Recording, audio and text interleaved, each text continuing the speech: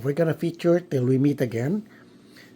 Uh, Medyo hard to find na to album na to. Actually, you cannot find it anywhere. Mapa Pilipinas, mapa Discogs, you cannot find it anywhere. So, I bought this original press po ito, 1980, when the movie was shown. At ito pong pelikula ni Nora, ito yung nakapagpasara uli ng mga sinihan. So, 2 beses niya nagawa ito. Nung Lollipops and Roses nung 70s, then on the 80s, siya uli nakapagpasarado ng sinihan. Siya lang po, si Nora Honor lang nakapagpasarado ng sinihan. Wala na iba. Wala nang pelikula nakapagpasara. Yan, Till We Meet Again, nung 80s. So yan yung comeback film niya with Tirsa Cruz III. After doing the experimental films, yung 3 Taon Walang Diyos, Bona, Ina Kapatid Anak, Andrea, all of those things na hindi siya talaga tinangkilik as an actress because siyempre nasanay yung mga Pilipino na love team, yung mga bababaw, yung ano, but Nora wants to change it all. Gumawa siya ng seryoso pelikula pero hindi naging box office. Then, ginawa ng Regal Films ito, then nakapagpasarado uli siya ng sinihan. So let's listen to the main theme song, Till We Meet Again. Hard to find record. Hindi ko to binibenta. Pwede kayo mag-bid.